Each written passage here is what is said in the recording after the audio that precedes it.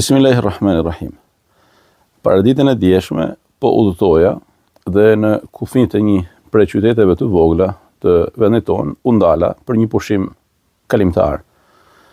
Dhe me qenë se brenda vendit ku do pushoja, kishte një lavazh makinësh, vendosa që të vendos makinën për t'u larë. Ndosë nuk kishte shumë nevojë. E rëndësishme, pasi konsumova një kafe në qetësi, në një park të bukur, në natyrë, unë ngrita të shkoj dhe të bëj pagesën e punës që kishin bë dy djemtë që po lanin makinën. Njëri prej tyre, me një fytyrë të qeshun, me pak mjekër, më drejtohet teksa po krynte ndërhyrjet e fundit të punës së tij dhe më thotë: "A din se për çfarë grinden njerëzit sot?" Dhe unë që qeshem, dhe i them: "Për çfarë grinden?" Thotë: "Grinden për pasuninë." I them: "Pasuninë?" Po, ata grinden për pasuninë. Dhe gjithë secili kërkon me pas sa më shumë pasuni. Edhe me shtu sa më shumë pasuni. I them: "Po bereqeti i pasunisë është kur ajo vjen nga halali.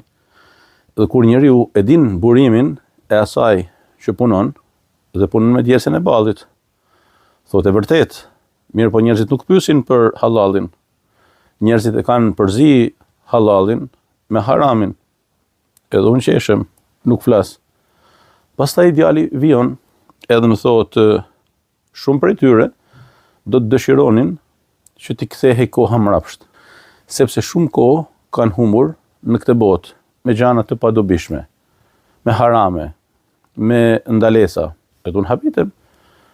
Edhe i vazhdon me fytyrë të qeshur duke më folë.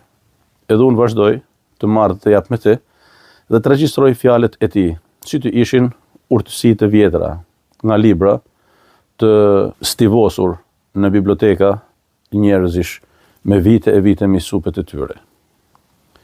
Nuk kalon shumë dhe afrohet shoku i tij, edhe një djalë i ri me fytyrë të qeshun, edhe një djalë i ri me pak mjekër në fytyrë.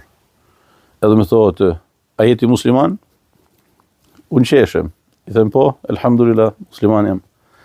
Thotë: "E kuptova nga libri që gjeta në xhepin e derës së makinës." Dhe unë habitem, i them: "Libri?" Dhe më kujtohet se në derën e pasagjerit ka një libër, unë zakonisht maj libra në makinën time. Edhe thotë: "E mora librin edhe lexova gjysmën e tij teksa kolegu im po punonte." Allah. Edhe unë nuk po besoja se me kë kam të bëj. Pra dy djemë të ri që punojnë një punë të lodhshme, që kalojnë orë me ujë në dorë, në të ftoftë, në vap, në mirë, po që janë besimtar, që e duan leximin, që lexojnë, që janë të interesuar për besimin dhe fen. Edhe më thot: "A ke ndonjë kopje tjetër të këtij libri, sepse do të kisha dëshirë me e lexu krejt atë libër." Edhe them: "Nëse ti ke dëshirë, unë ta dhuroj atë." O thot: "Ku më e marr?" Edhe ja dhuroj. Pastaj më kujtohet se në bagazhin e makinës kam edhe disa libra të tjerë, disa tituj të tjerë, që zakonisht i mbaj për dhurata, për njerëz të ndryshëm që mund ta kenë nasib. Edhe ishte nasibi aty në dy djemve, ditën e djeshme, që t'i dhuroja disa tituj me dobi, shpresoj, për ata dhe për çdo lexues. Pse po e bëj këtë mesazh të dashurit e mi? Pejgamberi alayhi salatu wasalam na udhëzon edhe na mëson se urtësia është si një plaçkë e humbur e besimtarit. Ku ta gjej atë, ai e merr dhe nuk e lën për të shku. Kështu ishte edhe kjo ndolli ditën e djeshme me këta dy djemë të ri, që Allah azza wa jall i begatoft dhe i dhashtë shëndet edhe forcë, edhe mbarësi për t'jetu me faqe të bardhë, për t'jetu me djersën e ballit, për t'jetu me halal, dhe i largoft të këqijat prej sojit të tyre. Dhe sa shumë djemë të ri të këtij modeli kemi sot në realitetet tona shqiptare. Gjanëm sa më shumë që të ketë si ky model, që e kanë frikë Zotin, që besojnë Allahun azza wa jall, që ruhen nga haramet, që punojnë çfarëdo lloj pune të ndershme e të pastër për të fituar halalin dhe nuk kanë mbrojtje për të punu edhe me orë të gjata për të fitu halalin. Sa ma shumë që ka këshidjemsh që e dun leximin, që kërkojnë, që thellohen në dije, aq ma herë ka kjo shoqëni. Aq ma e fortë është kjo shoqëni. Aq ma përparimtare është kjo shoqëni. Dhe kundërta me të kundërtën. U ndala për pak, u përshëndeta me ata të dy dhe këmbyem jo pak fjalë, të cilat i regjistrova.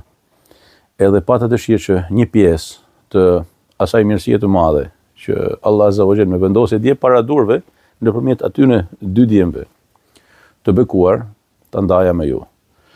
Duke u lutur që të kemi për herë mbarësi dhe bekim në jetën tonë dhe mos të ndahemi asnjëherë nga rruga e udhëzimit, nga rruga e besimit, nga rruga që na lartëson në sy të Allahut Azza wa Jall edhe tek të tjerët, rruga e dijes së dobishme. Dijes së dobishme që sjell të mira gjithandej dhe promovon të mirën gjithandej dhe bëhet shkak që i Zoti i asaj dije të lartësohet tek Allahu Azza wa Jall në këtë botë e në jetën e përtejme. Allahu ju dashtë.